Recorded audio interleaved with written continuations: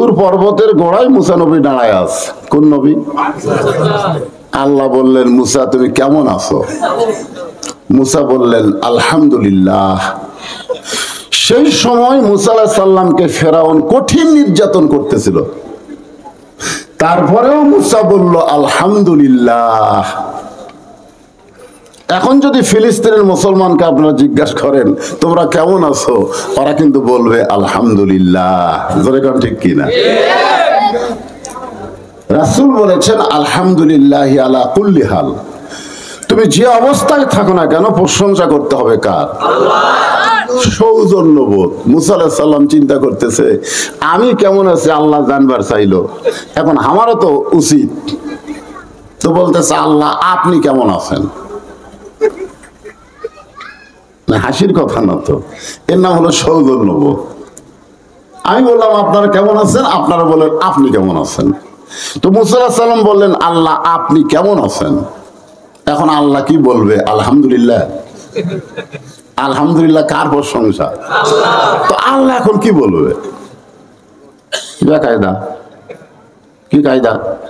বেকায়দা। আল্লাহ বললেন মুসা আমি আল্লাহ কেমন আছি যদি জানবার চাও, ইযহাব ইলা ফিরাউন ইন্নাহু তাগা। আমি আল্লাহ কেমন আছি যদি জানবার চাও তাহলে ফেরাউনের কাছে যাও। কথাটা খেয়াল করবেন। বর্তমানে বাংলাদেশে আল্লাহ কেমন আছে? আমাদের বাংলাদেশে আল্লাহ আছে না নাই? ধরেন আছে না নাই? কেমন আছে?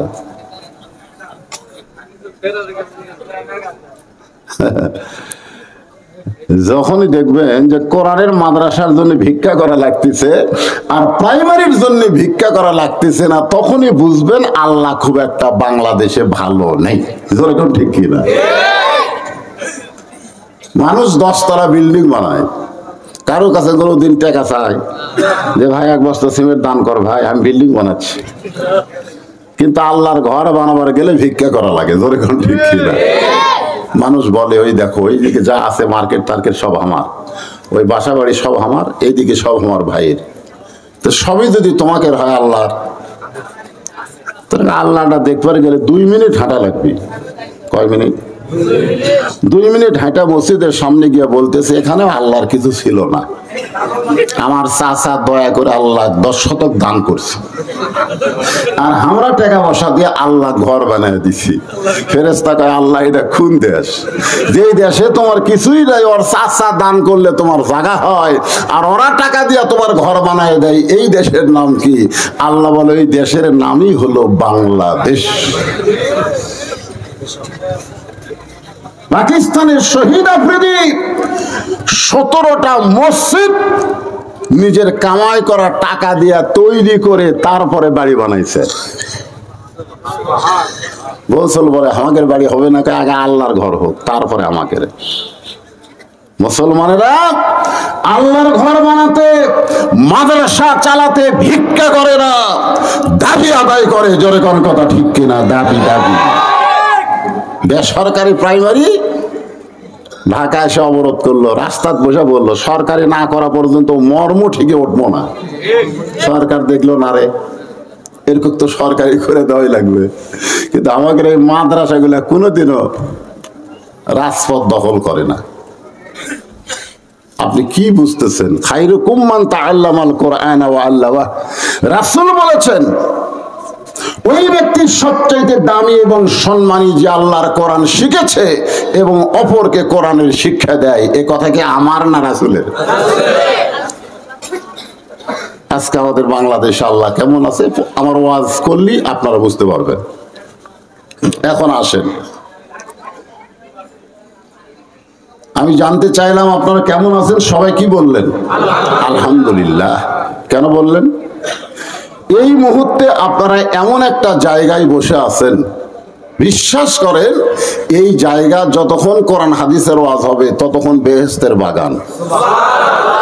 আর বেহেশতের বাগানের মধ্যে বসা এটা সবার ভাগ্যে সম্ভব হয় না।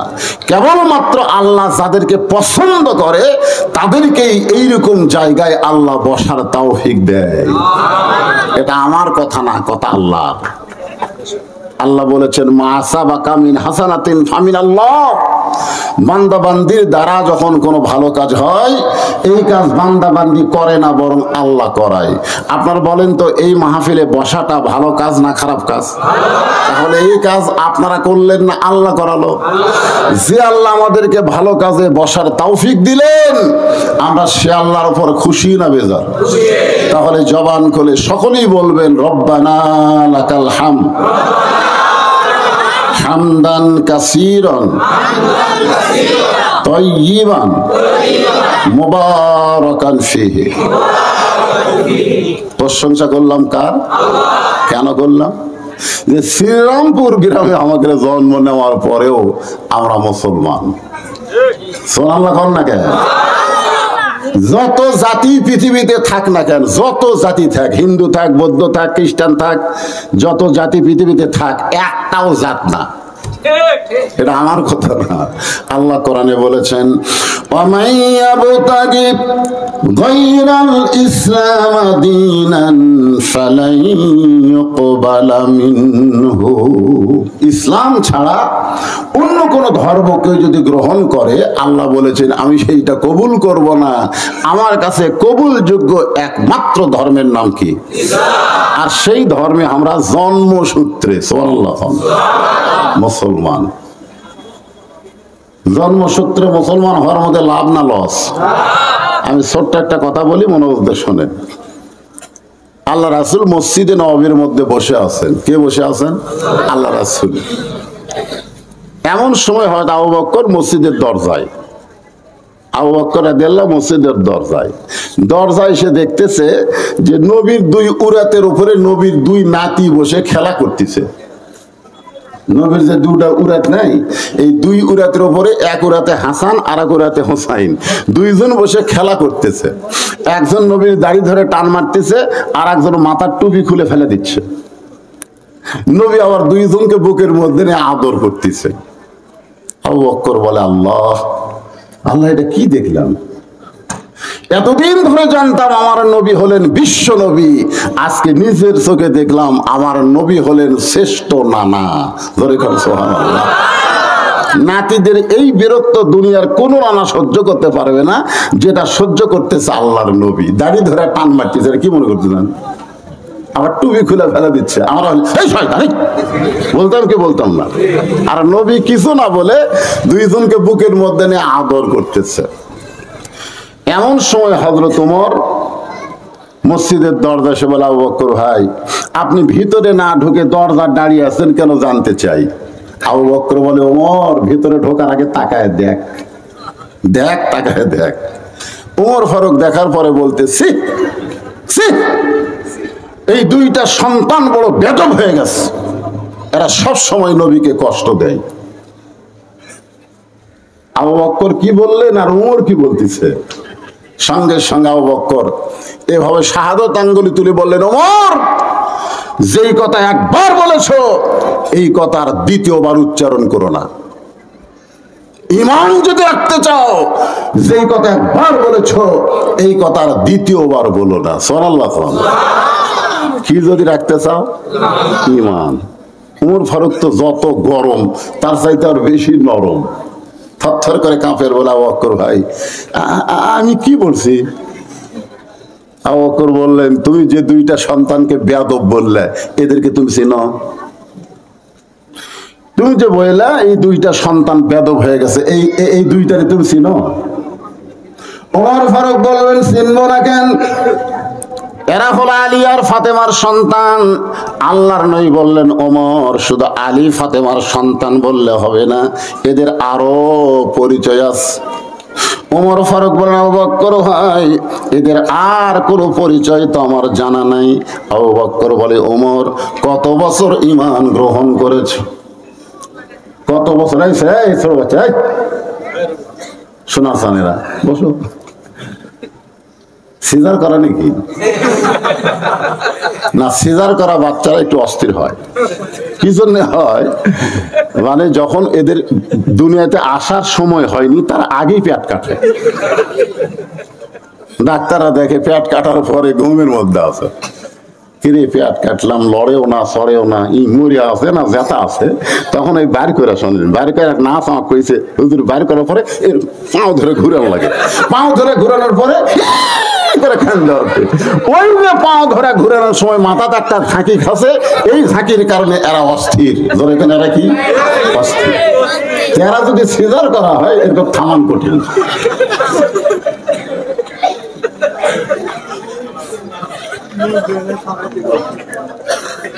ছোট ছোট বাচ্চারা তোমাদের ওয়াজ আছে, আমার মায়েরা যারা বসে আছে তাদের ওয়াজও আছে। এটা বজরুল বগুড়া থেকে আইছে, সব ওয়াজ আজকে আপনারা পাবেন। কোরআন এমন একটা কিতাব গোটা বিশ্বের বিস্ময়। জয়গণ কথা ঠিক কি? তবে মানুষ অল্প হোক, পরিবেশটা সুন্দর দেন। এই মাদ্রাসার ভিতরে যারা গান গল্প মারতেছে এরকে কথাটা একটু আসতে বলবার কোন। আমার মা বোনেরাও তো আছে, আছে না নাই? ওদের জন্য ওয়াজ আছে, কারণ মা যদি ভালো না হয় এলে তো ভালো হবে না। তো কি বলতেছিলাম, যে তুমি কত বছর বয়সে ঈমান গ্রহণ করছা? ওমর ফারুক বললেন 27 বছর বয়সে। কয় বছর? আবু বকর রাদিয়াল্লাহু বললেন আমি 35 বছর বয়সে ঈমান গ্রহণ করছি। এখন বলো ওমর, ঈমান গ্রহণ করার আগে তুমি কি ছিলে? ওমর ফারুক বলে আমি কাফের ছিলাম। আবু বকর বলে আমিও কাফের ছিলাম। তোমার জীবনের 27 বছর, আমার জীবনের 35 বছর কুফরি হালে কেটেছে।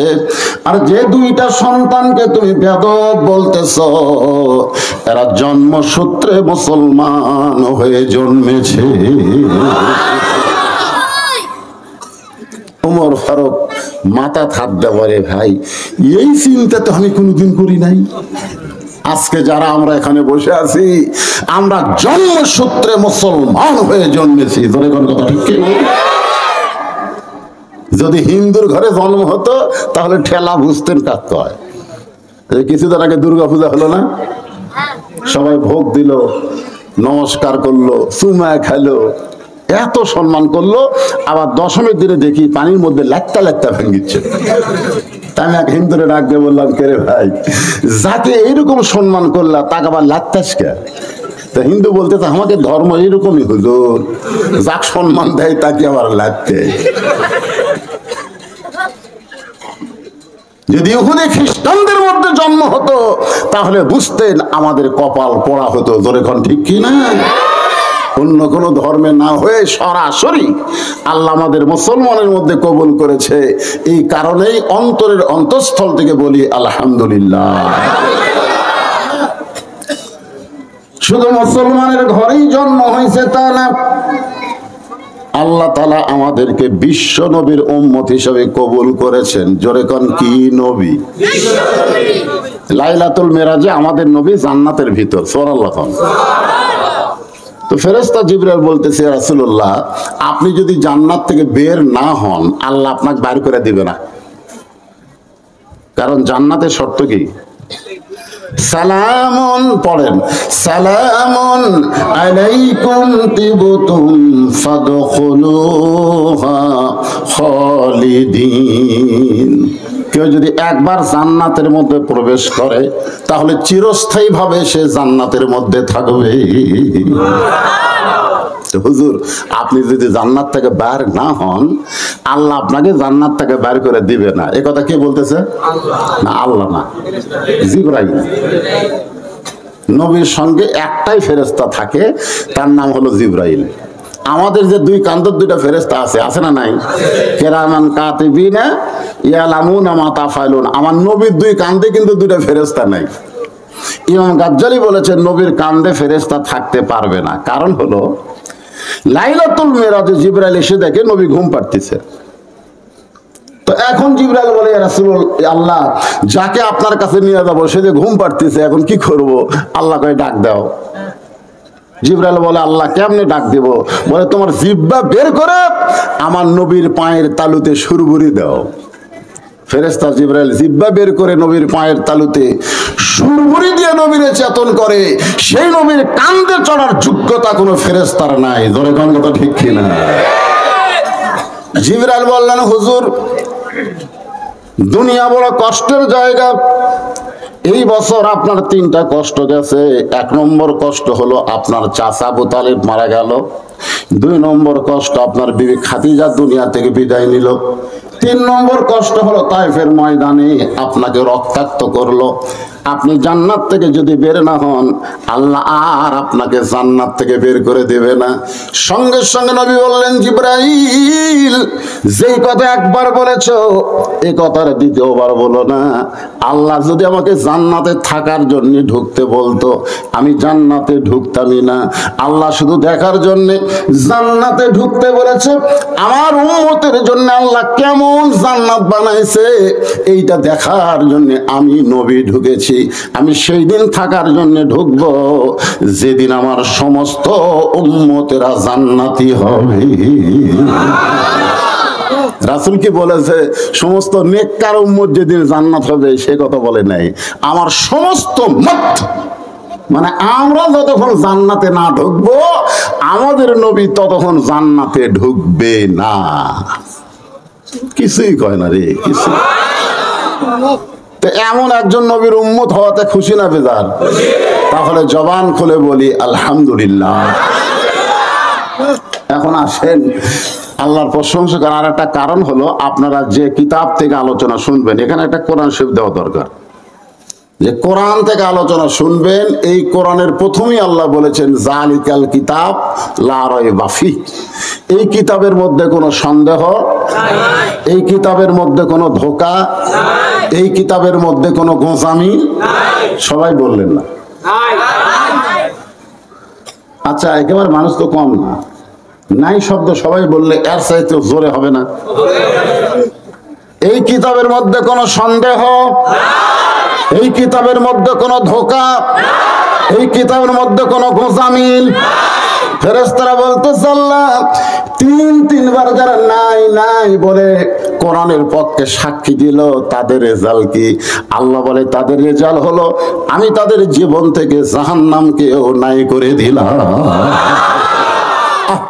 এমন একটা কোরআনের ওয়াজ আপনারা শুনবেন যার মধ্যে কোনো সন্দেহ নাই।